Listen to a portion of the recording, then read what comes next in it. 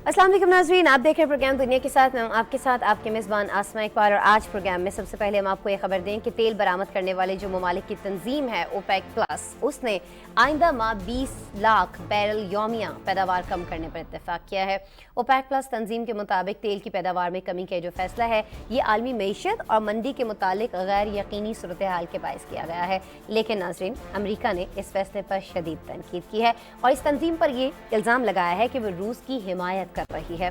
White house के मुताबिक सदर जो बाइडन इससे मायूस हुए हैं और अब ये कहा जा रहा है कि उनकी इंतजामिया तवानाई की कीमतों पर तंजीम के कंट्रोल को कम करने पर गौर करेगी।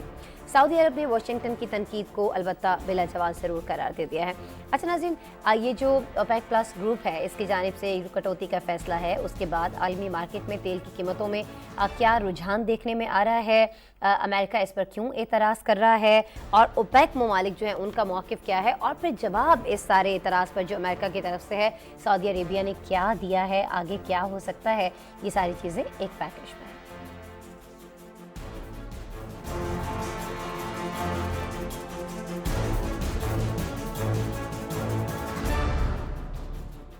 अमरीकी दबाव के बावजूद ओपेक और इसके इत्तेहादी ममालिक ने तेल की पैदावार में 2 मिलियन बैरल रोजाना कमी का ऐलान किया है, जो कि आलमी तलब का 2% बनता है। ओपेक प्लस ममालिक ने ऑस्ट्रेलिया के शहर वियना में कई माह बाद बिलमुशाफे मुलाकात की, जिसमें नवंबर की तेल की पैदावार में कमी पर इत्तेफाक किया। सऊदी वजीर तवानाई शहजादा अब्दुल अजीज बिन सलमान ने इजलास के बाद मीडिया से गुफ्तगू में कहा कि ओपेक प्लस आलमी मईशत के इस्तेहकाम का बुनियादी सतून है और रहेगा।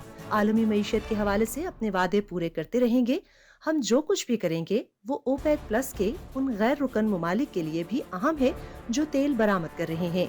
शहजादा अब्दुल अजीज बिन सलमान का कहना था कि ओपेक प्लस ने पेशगी इक़दाम करके तेल मंडियों के इस्तेहकाम का तहफ़्फ़ुज़ किया है, किसी भी फरीक के खिलाफ अदावत की पॉलिसी नहीं अपनाई। बेयकीनी की सूरत हाल से निमटने के लिए पेशगी हिफाजती इक़दाम जरूरी है। ओपेक प्लस के फैसले के साथ ही बरतानवी खाम तेल ब्रेंट क्रूड ऑयल की कीमत 1.5% बढ़कर $93 फी बैरल से ज्यादा हो गई है। अमरीकी खाम तेल WTI में भी 1.25% इजाफा रिकॉर्ड किया गया। दूसरी जानिब व्हाइट हाउस ने ओपेक प्लस के तेल की यौमिया पैदावार में कमी के फैसले पर तशवीश का इजहार किया है। व्हाइट हाउस के कौमी सलामती के मुशीर जैक सुलिवान और कौमी इक़्तिसादी कौंसिल के डायरेक्टर ब्रायन डेस ने यौन में कहा कि सदर जो बाइडन ओपेक प्लस की जानिब से कटौती के कलील मुद्दती फैसले से मायूस हुए हैं, जबकि आलमी मईशत यूक्रेन पर रूसी सदर व्लादिमीर पुतिन के हमले के मुसलसल मनफी असरात से निमट रही है। अमरीकी हुकाम का कहना है कि इस फैसले से कम और दरमियानी आमदन वाले ममालिक पर सबसे ज्यादा मनफी असरात मुरतब होंगे। मगरिब यूक्रेन जंग के बाइस रूस पर तवानाई को बतौर हथियार इस्तेमाल करने का इल्जाम आयद कर रहा है, जिससे यूरोप में तवानाई का बहरान पैदा हो रहा है। मगरबी मीडिया ने रिपोर्ट किया कि ओपेक प्लस के इस फैसले से तेल की कीमत मजीद बढ़ेगी और रूस को फायदा पहुंचेगा।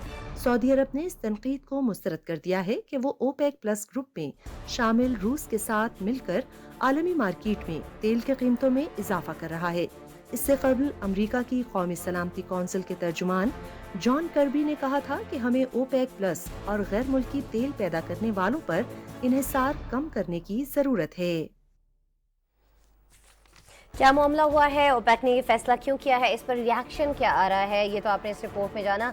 मजीद आगे क्या हो सकता है इस फैसले के बाद और ख़ास तौर पर अमेरिका को जो जवाब दिया गया है सऊदी अरब की जानिब से, उसके बाद ये सारी चीज़ें जान लेते हैं। जी रशीद साफ़ी साहब से सीनियर तज्ज़ियाकार इस वक्त मौजूद है लंदन में, बराह रास्त मुझे ज्वाइन कर रहे हैं, उन्हें वेलकम करते हैं। अस्सलाम वालेकुम रशीद साफ़ी साहब। वालेकुम अस्सलाम।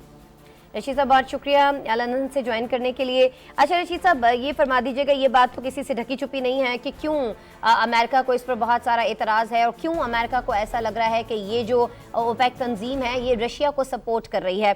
लेकिन थोड़ा सा मुझे ये बता दीजिएगा कि अमेरिका को क्या ये समझ में आ रहा है कहीं ना कहीं, और क्या वाक़तन ऐसा है कि अमेरिका खुद नाकामी का शिकार रहा है, अरब ममालिक का एतमाद हासिल करने में ये वजह है कि ये सारा कुछ हो रहा है, अमेरिका पीछे चला गया और रशिया इस मामले में आगे आ गया? جی بہت شکریہ. دیکھیے دنیا جو ہے مفادات کے کھیل میں اس وقت لگی ہوئی ہے، اور اسپیشلی جو معاشی کھیل ہے عالمی سطح پہ، اس میں دوست اور دشمن زیادہ دیر تک نہیں رہتے. وقت کے ساتھ ساتھ دوست بھی بدلتے رہتے، دوست دشمن بنتے ہیں اور دشمن دوست بنتے ہیں. اور جہاں تک خام تیل کے حوالے سے بات جب بھی آتی ہے تو آپ جانتی ہے کہ یہ دنیا کی سب سے بڑی تجارت ہے. اس خام تیل کے حوالے سے یہ سب سے بڑی تجارتی کمیونٹی ہے پوری دنیا میں. اس سے بڑھ کر کوئی دوسرا تجارتی مواد نہیں ہے. امریکہ اور اوپیک ممالک کے درمیان ہمیشہ سے راکی ریلیشنز رہے ہیں، کبھی بھی اس میں جو استحکام نہیں رہا ہے. وقت کے ساتھ ساتھ جب بھی سپلائی چین متاثر ہوتا ہے یا سپلائی کم ہوتی ہے یا ڈیمانڈ میں اضافہ جب بھی ہوتا ہے عالمی سطح پہ، تو امریکہ اور اوپیک ممالک کے درمیان تناؤ کی کیفیت پیدا ہوتی ہے. امریکہ کے ہمیشہ سے یہی خواہش ہوتی رہی ہے 1973 سے پہلے، یعنی بلکہ 70 سے پہلے کی دہائی میں امریکہ کی منوپلی تھی پوری دنیا میں خام تیل کے حوالے سے. اور صدر نیکسن سے لے کر صدر جو بائیڈن تک سب کی یہ خواہش رہی ہے کہ پوری دنیا میں خام تیل کے حوالے سے امریکہ کی بالادستی قائم ہو. لیکن جب 1960 میں اوپیک ممالک نے اپنی تنظیم بنا لی اور جب 2016 میں اس میں مزید 10 ممالک کو شامل کر کے اوپیک کو اوپیک پلس کا درجہ دیا ہے، تو اس کے بعد یہ تنظیم ایک عالمی کارٹیل کی صورت میں موجود ہے، اور ان کی مرضی کے بغیر تیل کی قیمتوں کا تعین ممکن نہیں رہتا. اور اس وجہ سے امریکہ اگر چاہے بھی تو کئی ان کی طرف سے، امریکہ ایک طاقتور ملک ہے، ان کی طرف سے دباؤ بھی رہتا ہے. لیکن اب یہ ممالک جس میں سعودی عرب کا ایک بہت بڑا حصہ ہے، اب جانتی ہے کہ اوپیک ممالک میں جو تیل کے پیداواری ممالک ہے اس میں سعودی عرب 30-35% سے زیادہ کا حصہ ہے. اور جو مسلمان نصف درجن کے قریب ممالک ہے وہ بھی اوپیک میں ایک اہم حصہ ادا کر رہے ہیں.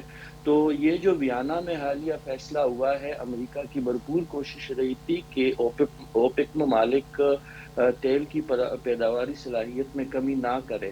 لیکن چونکہ فلکچویشن رہی ہے عالمی سطح پر، ریسیشن ہے، کرونا کے بعد جو ہے سپلائی چین متاثر ہے، اور جتنا پیداوار اوپیک ممالک کر رہے تھے اس کے مقابلے میں اس کی سپلائی کم ہو رہی تھی، یعنی فروخت کم ہو رہی تھی.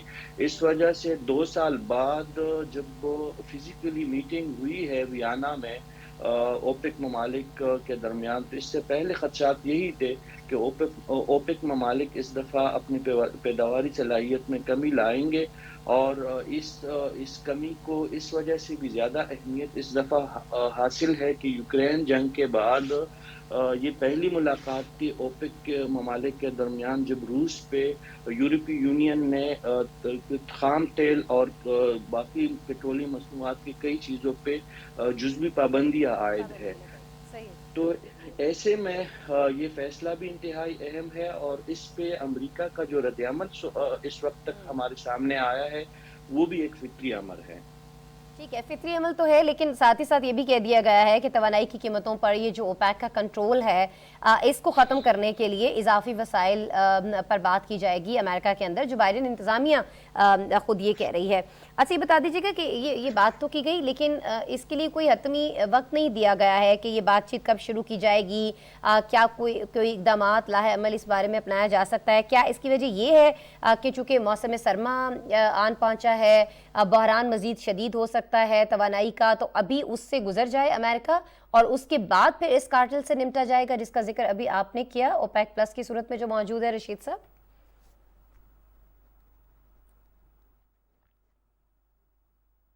صاحب کی آواز نہیں آ رہی ہے جی مجھ تک.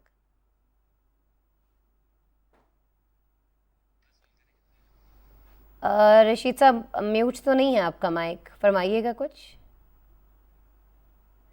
نہیں جی رشید صاحب کی آواز نہیں آ رہی ہے، کوشش کرتے ہیں کہ दोबारा रब्ता कर सकें। रशीद साहब आपको दोबारा मिला रहे हैं इंशाल्लाह मेरे प्रोड्यूसर भी थोड़ी देर में।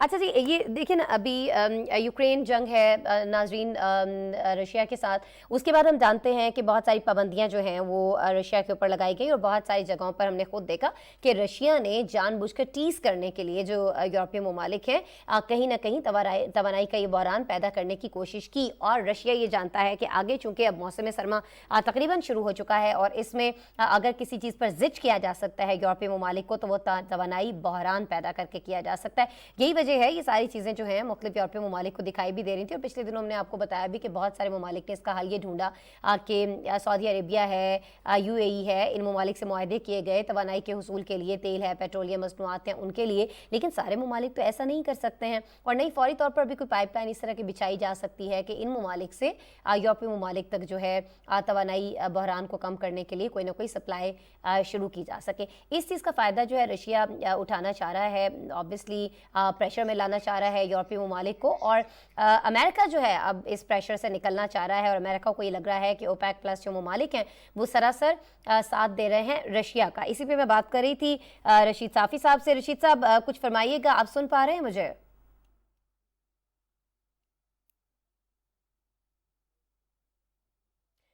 अरसलान आप ज़रा चेक करें, बात नहीं आ रही, अब आवाज़ नहीं आ रही है। अब आई डोंट नो नाज़रीन भी सुन पा रहे हैं रशीद साहब को कि नहीं। I am really sorry Rashid साहब, एक तो हम आपको लंदन में भी ज़हमत दे रहे होते हैं रोज़ाना की बुनियाद पर कि आप आए ही आएँ हमारे शो में, और अगर आप आ ही रहे हैं, इतनी मेहरबानी कर रहे हैं, तो उसके बाद ये ऑडियो के मसाइल नहीं हमारे हल हो पा रहे हैं। बहुत माजरत इसके लिए एक बार फिर से। प्रोड्यूसर साहब आप इनको टेलीफोन लाइन पर ले लें अगर वीडियो में कुछ इश्यूज़ आ रहे हैं, क्योंकि यकीनन बात तो हम करना ही चाह रहे हैं। यूरोप में तवानाई बहरान का ख़दशा जो है बहुत पहले से मौजूद था और अब ये सारी चीज़ें जो हैं ये बढ़ चुकी हैं। मेरे ख्याल में हमें प्रोग्राम में आगे बढ़ना है, रशीद साफ़ी साहब से बात नहीं हो पाएगी, लेकिन एक इशू से हमने एटलीस्ट नाज़रीन आपको आगाह कर दिया है। आई विश रशीद साफ़ी साहब से बात हो जाती तो उनका तज्ज़िया भी हमारे सामने आ जाता कि अब इस तरह से जो इल्ज़ाम एक लगा दिया गया है, अभी नहीं लगाया गया, खैर पहले भी लगाया जाता रहा है अमेरिका की जानिब से कि ममालिक जो हैं ये एक तरह से ब्लैकमेल करने की कोशिश करते हैं उन ममालिक को जिनका दारोमदार तवानाई मसनूआत के ऊपर है, और ये अपनी मर्ज़ी करते हैं क्या इन मसनूआत की प्राइस होनी है, क्या कीमत होनी है, दुनिया भर में यही तय करते हैं। और जब इनका दिल करता है कोई बड़ा फैसला कर लेते हैं, जैसे अब किया गया है। इस पर ज़ाहिर है अमेरिका को एतराज़ है, लेकिन उसका सऊदी अरेबिया की जानिब से जवाब भी दिया गया है। ये सारी चीज़ों से हमने आपको आगाह किया। मुख्तसर से ब्रेक लेते हैं प्रोग्राम में, ब्रेक के बाद आपसे दोबारा मिलते हैं।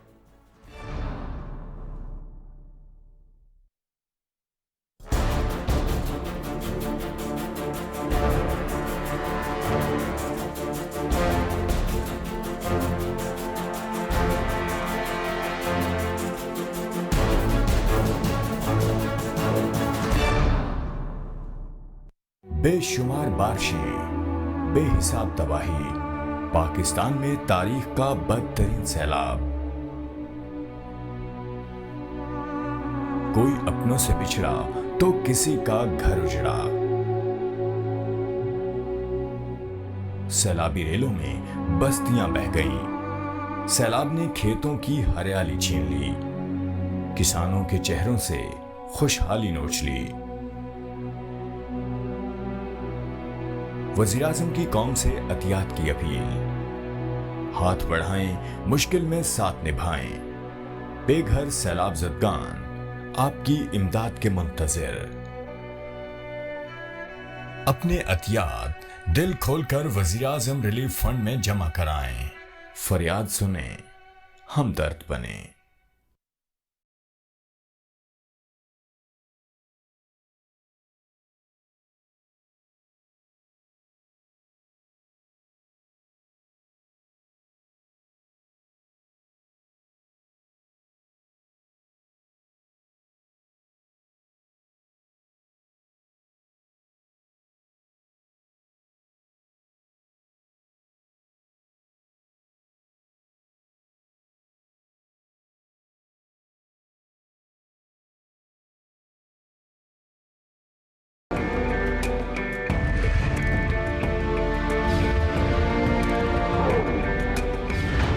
पाकिस्तान की दास्तान, इसके लिए की गई जद्दोजहद और इसका हुसूल रहती दुनिया तक इंसानों के लिए रहनुमा रहेगी کہ किस तरह अजीम मुश्किलात से नबुर्द आसमां हुआ जाता है।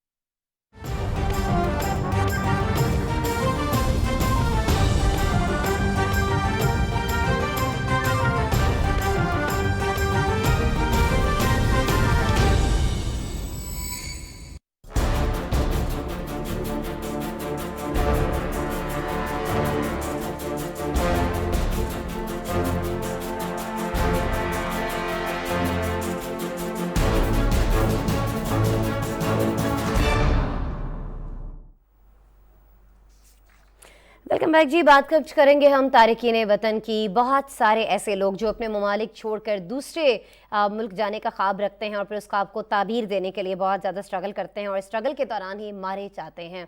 ये वाक़यात आए दिनों हमारे पास रिपोर्ट हो रहे होते हैं। अभी परसों एक इंसिडेंट है, कश्ती जो है तारिकीन वतन की डूब गई जिसमें बहुत बड़ा जानी नुकसान हुआ। लेकिन हम ये देखते हैं कि जब ये तारिकीन वतन किसी तरह से अपनी जान हथेली पर रखते हुए किसी ऐसे मुल्क पहुँच जाते हैं जहाँ पहुँचने के लिए उन्होंने इतनी जिद्दोजहद इतना कहा जाए कि अपनी जान जो है वो जोखों में डाली हुई होती है, तो वहाँ से इनको फिर मुल्क बदर कर दिया जाता है। यही हो रहा है जी यूरोपीय यूनियन में, जहाँ तारिकीन वतन को मुल्क बदर करने की तादाद में एक बार फिर वाज़ेह तौर पर इजाफा देखा जा रहा है। यूरोपीय यूनियन के जो शुमारियाती इदारा है यूरोस्टैट, उसके जो जारी अदाद शुमार हैं वो ये कहते हैं नाजरीन कि यूनियन के रुकन 27 ममालिक ने मजमूई तौर इस साल अप्रैल से जून तक करीबन 1 लाख गैर मुल्की शहरियों की मुल्क बदरी के अहकाम जारी किए हैं। नाज़रीन, यूरोपीय यूनियन के जिस मुल्क ने सबसे ज़्यादा तारिकीन वतन को मुल्क बदर किया है वो फ्रांस है। यूनान दूसरे, जबकि यूरोप की सबसे बड़ी मईशत वाला मुल्क जो जर्मनी है इस फहरिस्त में हमें तीसरे नंबर पर दिखाई देता है। अच्छा नाज़रीन, हम सभी ये जानते हैं कि कोरोना वबा के बायस ये जो यूरोपीय ममालिक हैं इनसे मुल्क बदरियों में बहुत कमी देखी गई थी, लेकिन अब जबकि वबा के असरात खासे कम हो गए हैं तो इन ममालिक से निकाले जाने वाले अफराद की तादाद में एक बार फिर इजाफा देखा जा रहा है। यूरोस्टेट की रिपोर्ट में मजीद क्या कुछ बताया गया है, जब इन लोगों को मुल्क बदरी का हुक्म दे दिया जाता है तो फिर इनके साथ क्या सलूक किया जाता है, किस तरह से इन्हें वापस इनके मुल्कों के अंदर धकेला जाता है और किस तरह से वो सारे ख्वाब जो हैं चकनाचूर हो जाते हैं जो लेकर ये यहाँ पर पहुँचते हैं, ये सारी चीज़ें हमारे पास एक रिपोर्ट में पहले वो आपको दिखाएंगे, फिर मेरे साथ गेस्ट मौजूद होंगे, उनसे मजीद डिटेल लेंगे इस पर।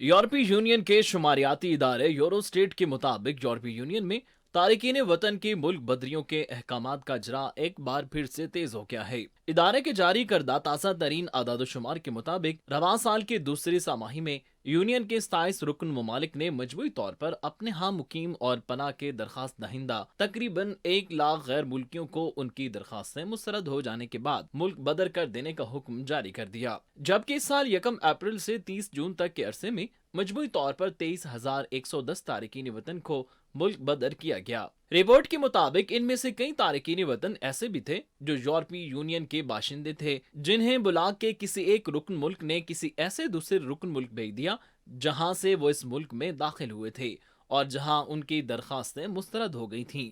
जब किसी अरसे में मजबूरी तौर पर 96,550 ऐसे तारिकीन वतन को भी मुल्क बदर करके उनके आबाई ममालिक भेजे जाने के अहकाम जारी कर दिए, जिनका ताल्लुक यूरोपीय यूनियन से बाहर के ममालिक से था, जिनमें बड़ी तादाद एशियाई और अफ्रीकी ममालिक के शहरियों की भी थी। ताज़ा तरीन डाटा के मुताबिक यूरोपीय यूनियन की रुकन रियासतों ने साल की दूसरी समाही में जिन तारिकीन वतन की मुल्क बदरी के अहकाम जारी किए, उनकी तादाद गुज़िश्ता बरस की इसी समाही के मुकाबले में 15% ज्यादा बनती है।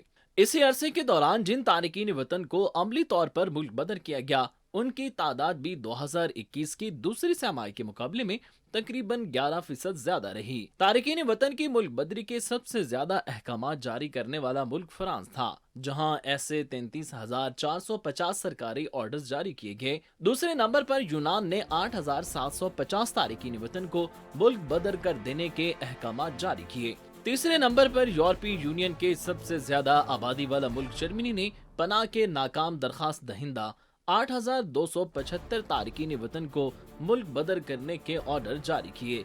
इस फहरिस्त में इटली तारकीन वतन की मुल्क बदरी के 6020 अहकामात के साथ चौथे नंबर पर रहा। इस साल की पहली सामाई के मुकाबले में इटली में ऐसे अहकामात में 2000% इजाफा हुआ है। जनवरी से 31 मार्च तक इटली में ऐसे सिर्फ 260 आर्डर जारी किए गए थे। सबसे बड़ी तादाद में अमली तौर पर मुल्क बदरी करने वाले ममालिक में फ्रांस भी सर फहरिस्त रहा, जिसने 3590 अफराद को मुल्क बदर किया, जबकि जर्मनी 2765 मुल्क बदरियों के साथ दूसरे नंबर पर रहा।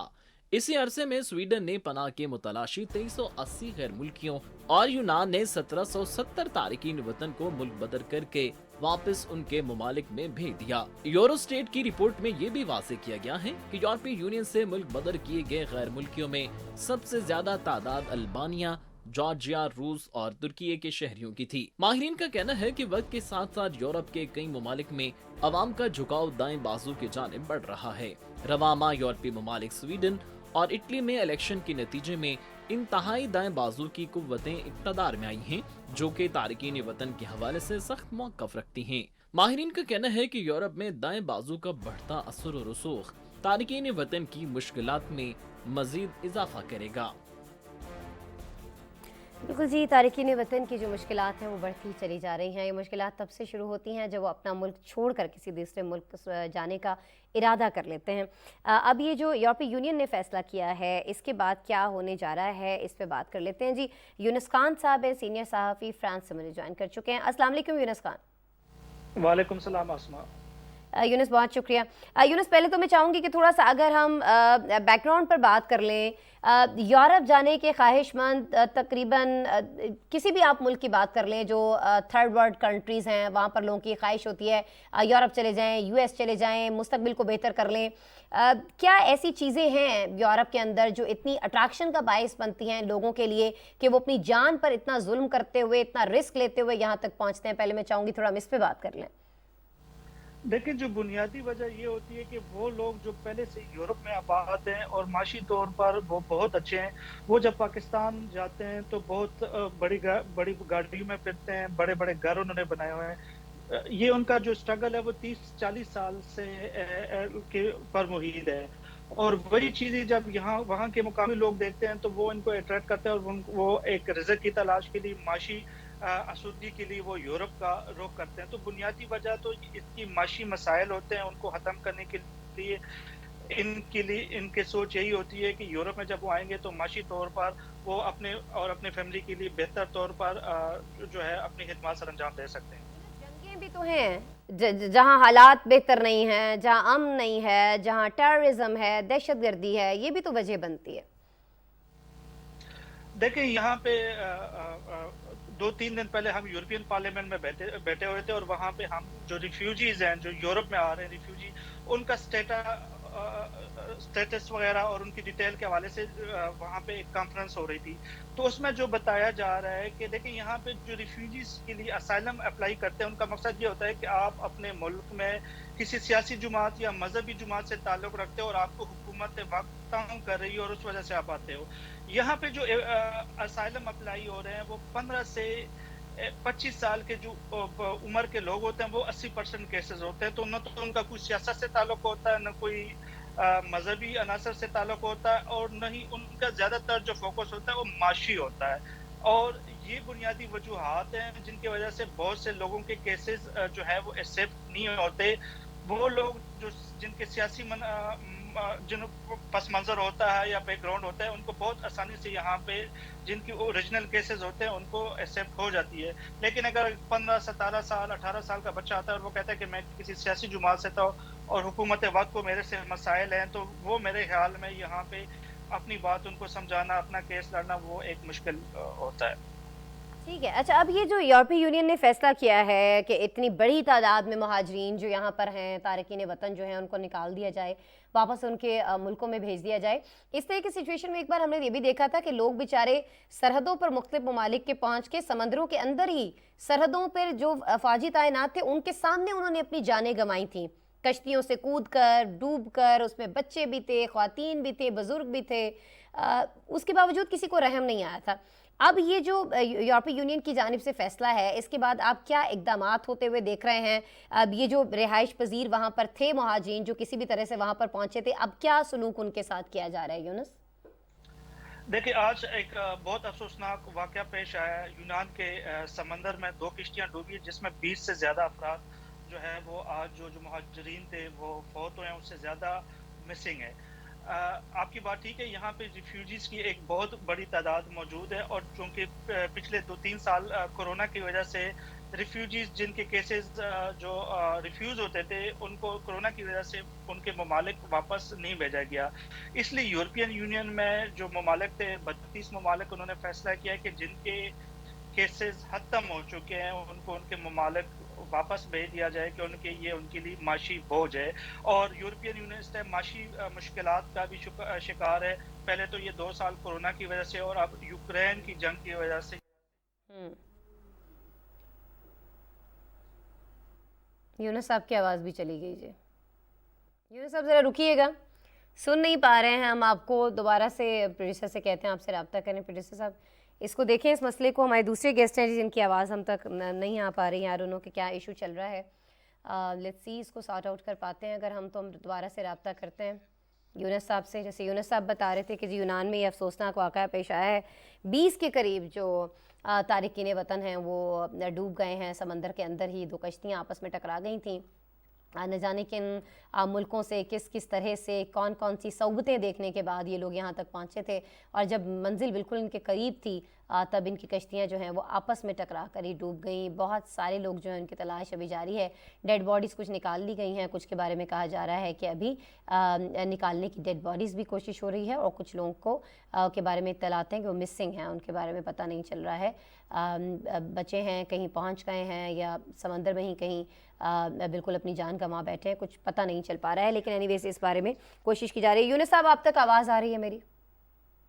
جی بالکل آ رہی ہے جی یونس صاحب کنٹینیو کیجیے گا پلیز۔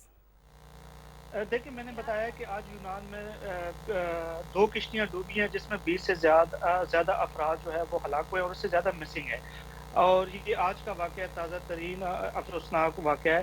اس کے علاوہ جو آپ بات بتا رہی تھی کہ 1 لاکھ سے زائد افراد کو بھیجا جائے گا، اس کی پس منظر میں آپ کو بتانا چاہوں گا کہ کورونا کی وجہ سے وہ کیسز جو ریفیوز ہوئے تھے ان کو کورونا کے دوران نہیں بھیجا گیا تھا۔ یہ یورپ کے 32 ممالک میں انہوں نے یورپین یونین میں ڈیسائیڈ کیا کہ ابھی ان کی معاشی حالات بہت خراب ہے، ایک تو کورونا کی وجہ سے، ایک یوکرین کی جنگ کی وجہ سے، اور جو بھی ریفیوجیز ہوتے ہیں ان کو یہ گورنمنٹ کسی نہ کسی حد تک مالی طور پر مدد بھی فراہم کرتی ہے۔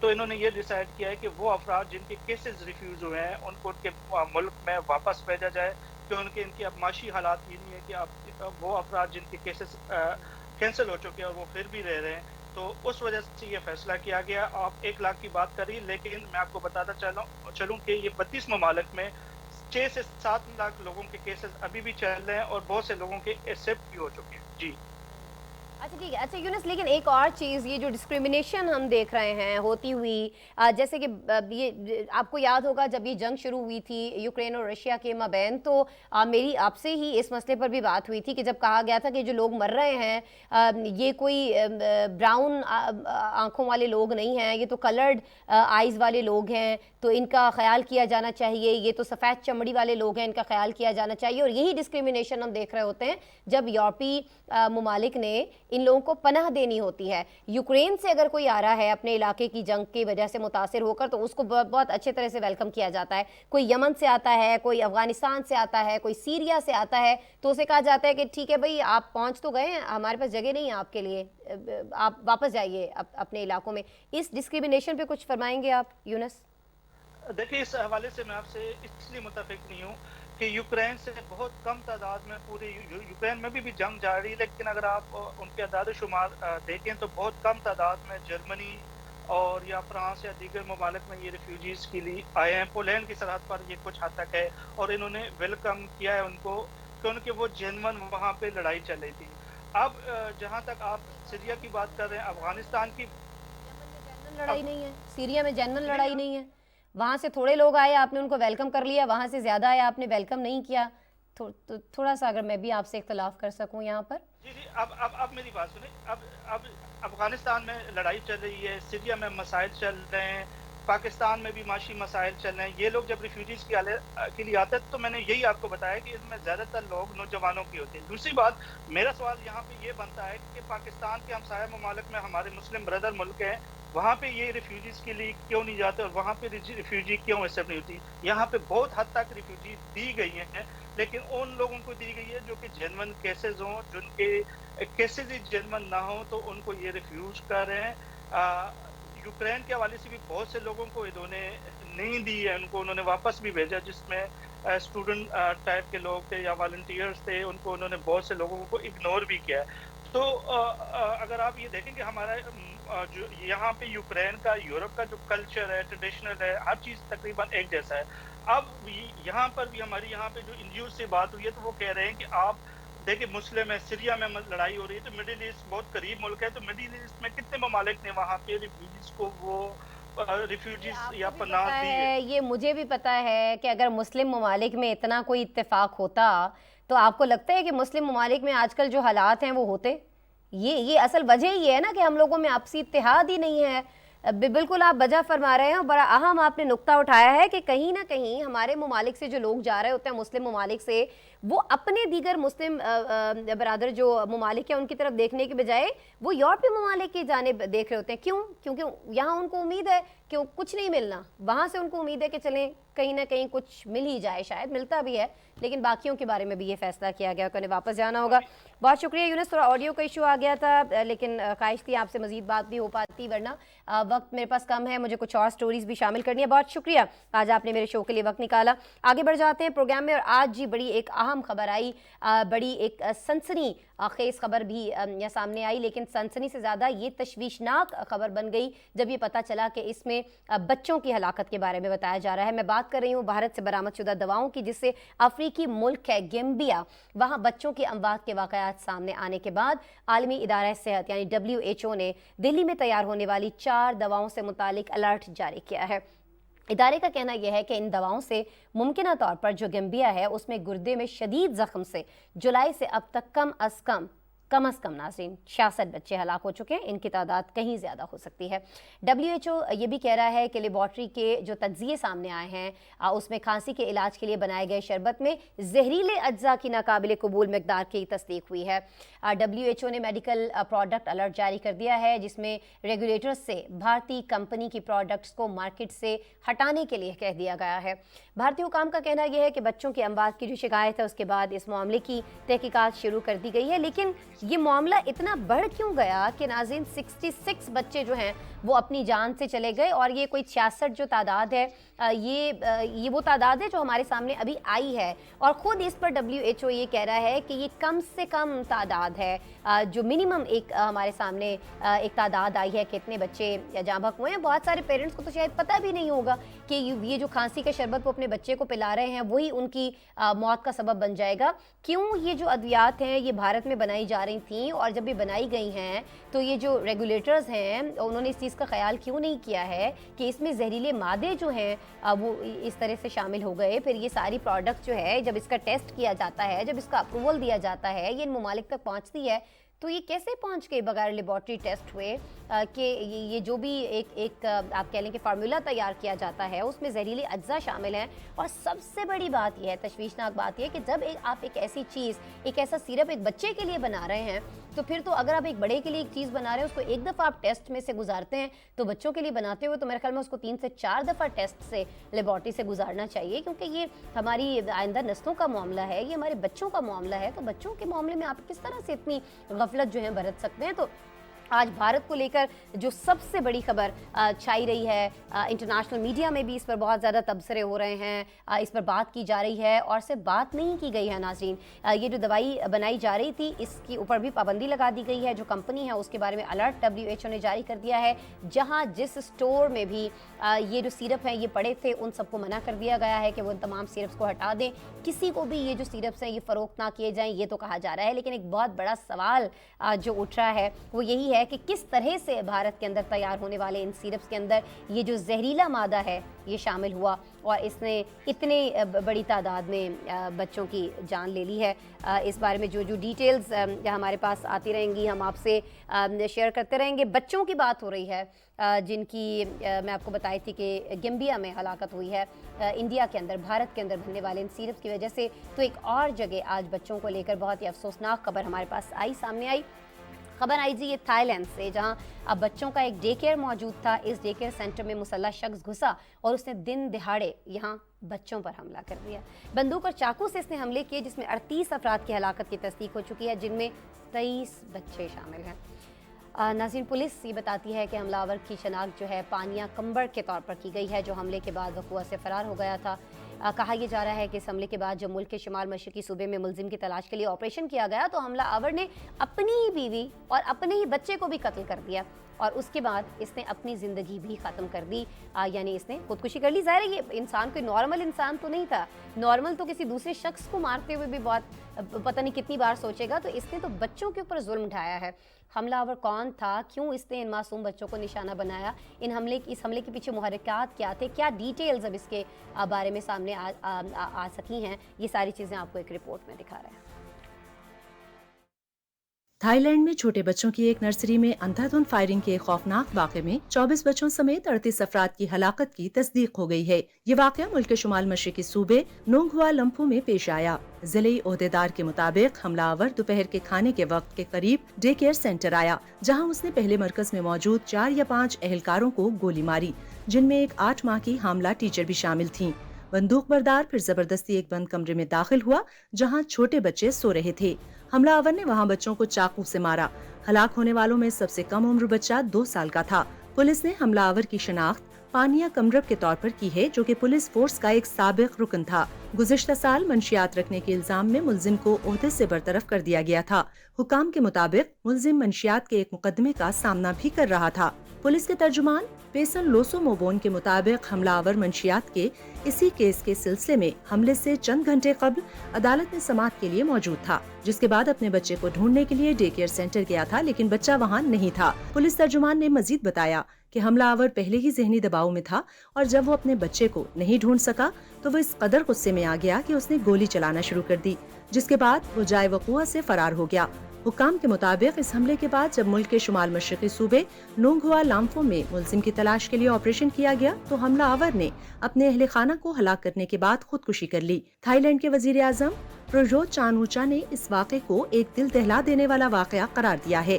انہوں نے فوری طور پر واقعے کی مکمل تحقیقات کا حکم دیا ہے. وزیر اعظم نے فیس بک پر پوسٹ کیے گئے پیغام میں بتایا کہ پولیس کمانڈر کو حکم دیا ہے کہ وہ تیزی سے تحقیقات کریں کہ یہ اندھوناک واقعہ کیسے ہوا.